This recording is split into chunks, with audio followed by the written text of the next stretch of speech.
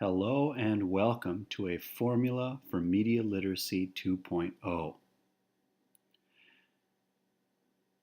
In digital literacy circles, there is often a tension between those that theorize about critical consumption of media and those that theorize or write about the responsible production of media. In this presentation, you will see a formula for uniting the two halves. And in order to unite critical consumption and responsible production of media, we use this quote, and it's from Hobbes. As a creator, you have a choice. The ideas and messages you create can reproduce the status quo or challenge it. This is a powerful quote because a critical consumer exposes or unearths the status quo, studies it, and finds how it operates in existing media. And that informs that same person when they produce their own work, so that they are creating work that does not reproduce the status quo. In other words, they need to know what they're dealing with first in order to challenge it. And this I like to call Media Literacy 2.0, because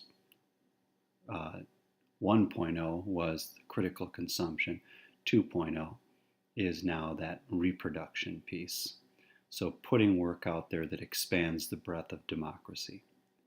In this presentation, I'm going to go over two things: how to challenge the status quo through accessing media, and how to challenge the status quo through analyzing media. I'm not going to dig too deep into what each slide says. Rather, I'm going to give you an overview and introduce you to the first two A's in accessing and analyzing. After this, my partner will take over and show you the production piece. So how you go from critical consumer to responsible producer. So this is an overview of accessing media, and generally what the idea is that you want to get as many people involved in looking at media and working with media as possible, because this expands the amount of ideas in the online world.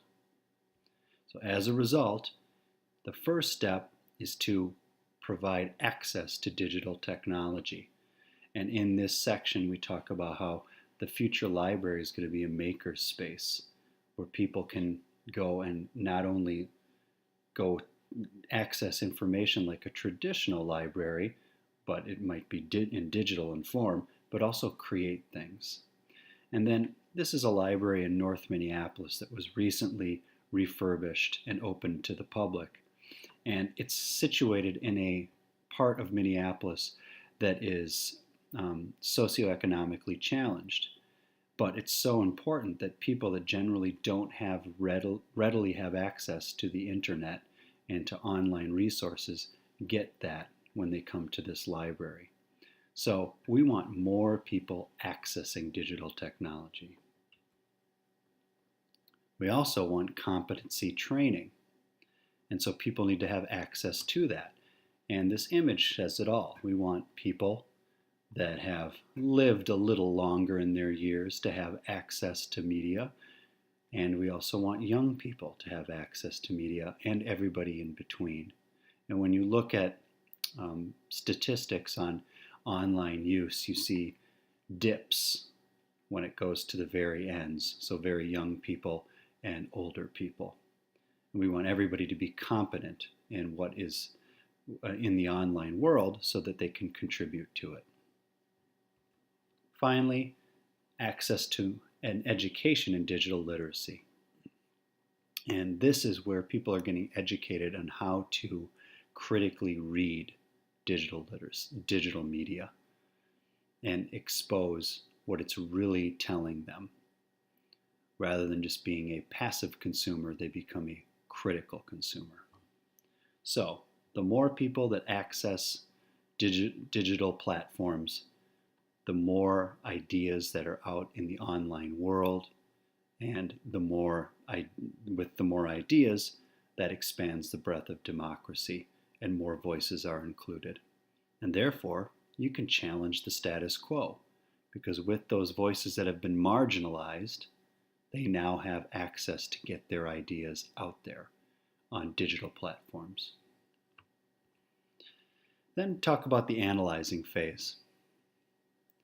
And in the analyzing phase, first we talk about how a critical consumer needs to determine who's responsible for creating the media. So they need to ask themselves that question: who created the media and its message? And oftentimes you may find that it's large companies that do so. And their main purpose is to make money. Therefore, their message, though sometimes positive, is oftentimes there to trick you and lure you into purchasing their product. You also need to ask the question, who is the target audience? In this particular cigarette ad from the 1950s, for example, there is a cartoon character. And so not only is it targeting people who want to switch from their former cigarette brand to this new cigarette brand, there also is a cartoon penguin that is attracting young viewers, children. Finally, what techniques are used to attract the viewer's attention?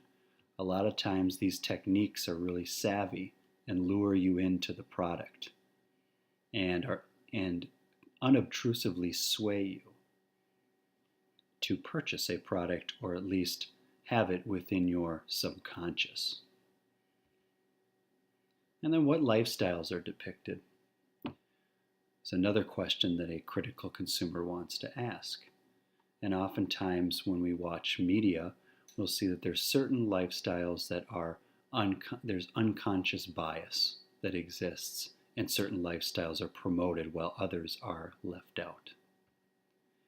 Finally, you got to ask yourself how different audiences respond to the media. Put yourself in the shoes of other people with different cultural backgrounds. How might they watch the piece of media and respond to it? And then what is omitted? What is left out?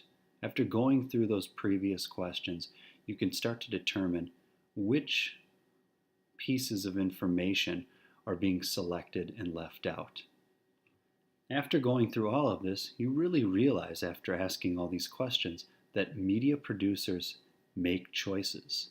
And a lot of times those choices follow their unconscious bias and continue to promote and reproduce the status quo. And now, once you understand what the status quo is, you're ready to challenge it. So a critical consumer of digital media precedes the responsible producer of digital media. The only way to create media that challenges the status quo is to know how existing media reproduces it. In other words, a responsible creator is, first, a critical consumer. Before a responsible producer of media challenges the status quo, thus expanding the breadth of democracy, he or she must know the lifestyles, implicit cultural and racial biases, and techniques functioning in the dominant forms of media already impacting the culture. This leads to the responsible producer. Now that you know how existing media functions, you are ready to produce work that challenges it.